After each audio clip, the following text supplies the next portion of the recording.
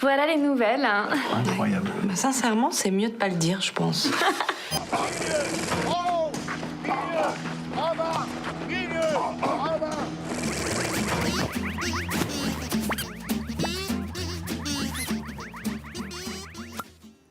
Off-the-wall French comedy, an homage to the singular cinema of Claire Denis and the Lakeside Festival here in France, showcasing the best international animated features. That's all coming up in today's film show. And for that, I'm joined by critic Lisa Nesselson. Hi, Lisa. Hi, Olivia. Now, we're starting with Iconoclastic director Quentin Dupieux. His 10th film is out in France this week. It's called Incroyable mais vrai, incredible but true. Is that a fair description of what's on screen? Well, I guess they could have called it, What's Going On Here? You gotta be kidding me. But yes, incredible but true. Definitely fits the bill. It's the story of two normal couples caught up in a wave of absurdity played absolutely straight, which is sort of his hallmark. Once you accept the first outrageous component, well, there's no reason for a viewer to question anything else that happens, which frees us up to laugh and enjoy ourselves. Now, the tricky part here is that I would prefer to omit any mention of what sets things in motion, except that a couple played by Alain Chabat and Léa Drucker buy a house that has a trapdoor in the basement. The realtor that shows them the property says that this feature is so special that you can't really put it into words. You just have to experience it for yourself. One member of the couple will cross that threshold, the other will not, and the other couple, played by Benoît Magimel and Anaïs de Moustier, experience an incredible event of their own. Okay, well, no spoilers, I hope, but let's get a feel for the off-kilter mood in that film. Here's Incredible but True. Je sais pas trop comment présenter le sujet, en fait. Tu sais, toi? Non, moi, ça m'angoisse. Vas-y, toi. Bon, on a une raison d'être inquiet. Ça, on n'est pas là pour rien. Mais c'est pas évident d'en parler comme ça, quoi.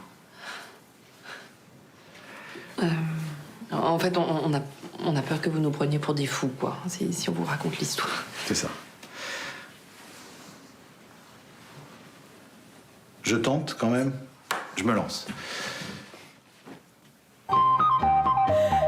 I'm none the wiser, I must admit. So, as we mentioned, this is Dupieux's 10th film. He's very prolific. Is this a good place to start if you don't know his cinema? Well, yes, this is a good place to start because it's anchored in such recognizable normalcy: home, work, romance. His early film Rubber, about 10 years ago, told the story of a homicidal tire. The central protagonist was a big rubber tire with motivations of its own, a serial killer, actually. Last year, having been held up 3 times by the closing of cinemas due to COVID, he gave us Mandibles, the story of 2 slackers who end up as the custodians of a fly about the size of a large pillow. And one of the things I most appreciate about Dupieux is that he always has affection for his characters and their predicaments, but he is as far as you can get from politically correct. So in Mandibles, for example, Adele Exarchopoulos plays a woman with a very distinctive way of speaking, which is the result of an accident. And there's no marketing committee in France that's going to say, oh, watch out, Quentin, you can't make fun of the handicapped, we may get boycotted. And in fact, the result is distinctive compassion buoyed by hilarity. So creativity over political correctness. Before that, he made Deerskin, in which Jean Dujardin plays a very self-important narcissist who buys a fringed leather jacket and forms a possibly unhealthy bond with his new article of clothing. And he made a whole film out of that. It is obvious that France's most talented actors are delighted to work with him, and he is unclassifiably creative, way out there, absolutely his own man. Don't read anything, just go. Okay, good advice. Well, now to a filmmaker who is well known here in France, but what I didn't know is that Claire Denis has a link to author Herman Melville of Moby Dick fame, because her 1999 film Beau Travail was based on Melville's short story Billy Budd about a sailor who accidentally kills an officer. For those who aren't familiar with the film, why should we be aware of Beau Travail and of director Claire Denis? Well, Claire Denis got her start working as an assistant director to some of the finest directors around, including Jacques Rivette, Costa Gavras, Wim Wenders.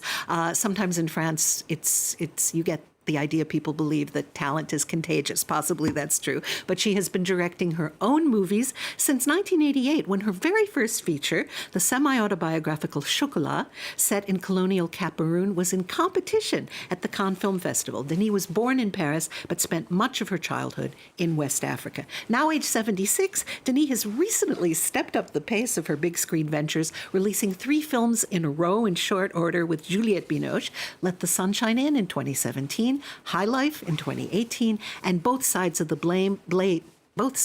Blade, formerly known as Fire, which won the Silver Bear for Best Director in Berlin just this past February. Stars at Noon shared the Grand Prix in Cannes just last month with Luca Dante's adolescent friendship drama called Close. Although Denis has said that it is harder for women to get financing than it is for most men, she's a pretty vibrant example of how, at least here in France, a woman can have a directing career and garner acclaim along the way. She's certainly been kept very busy. Now, Beau Travail, coming back to that film, it was critically acclaimed at the time. The Village Voice paper in the US named it the best film of the year. So she was already dealing with these themes of masculinity and obsession a couple of decades ago. Absolutely, at least 20 years ago. Viewers who admire Jane Campion's recent film, The Power of the Dog, are almost guaranteed to be taken with this. It's set in a world of men, the French Foreign Legion in Djibouti. Personally, I have limited patience for the concept of the male gaze, but if you believe that a woman will always film a movie differently than a man would have, this qualifies as the female gaze gazing at the male gaze, which is an academic way of saying that the movie has many carefully shot frames, thanks to ace cinematographer Agnès Godard,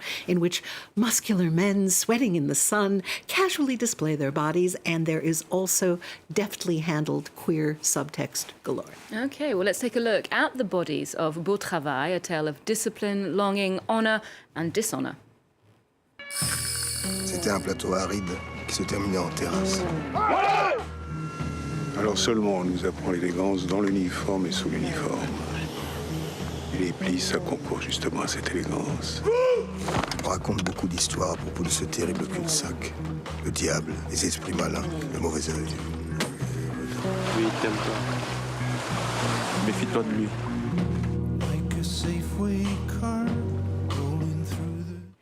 So my turn to ask you a question.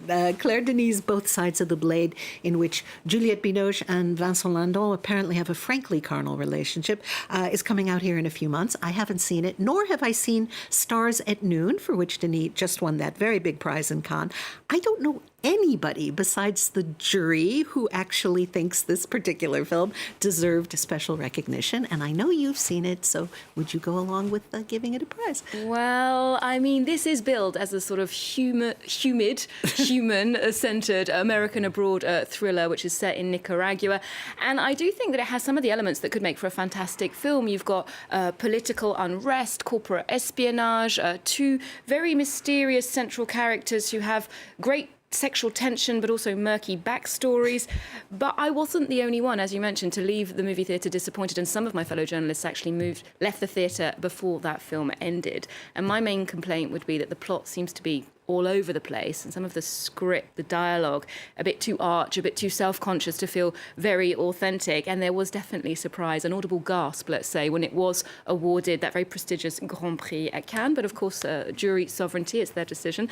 Now, let's move on to something else, a very niche offering. 3 young women have launched a video-on-demand platform here in France called Yema, to give people an excellent selection of films from North Africa and the Middle East. Tell us more about that. Well, the political situations in this part of the world may often seem dicey, but there are terrific movies being made in the Arab world and in places like Turkey and Iran. The French Directors Guild just felt that they had to issue a letter of support for filmmakers in Algeria whose funding body basically vanished from one day to the next. There is no question that there are stories to tell, and talented, often young, filmmakers endeavoring to tell them. Yema, this new service, gives people a chance to watch often little-known films for an absolutely nominal fee. Would-be viewers who have been relying on standard video services or TV channels may be disappointed and turn to illegal downloads, at least until now. Enter Yema, which has cleared the rights for easy access legally. It's the brainchild of 3 Parisians: Juliette Gamonal, who works on the legal challenges of media funding,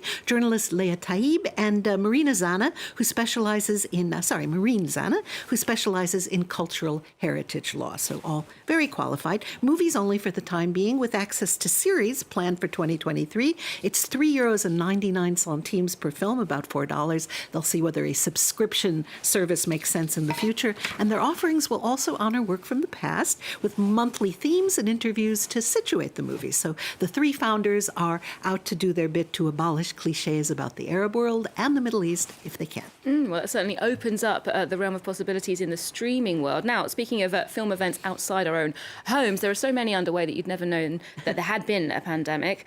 For example, the Annecy Film Festival is currently underway in that spa town here in France known for its lake and increasingly for this excellent festival. Tell us more. Well, it's the 46th edition of the world's most important event devoted to animation, with attendees and animators from 94 countries. Before computers, animated films were hand-drawn or stop-motion, frame by frame.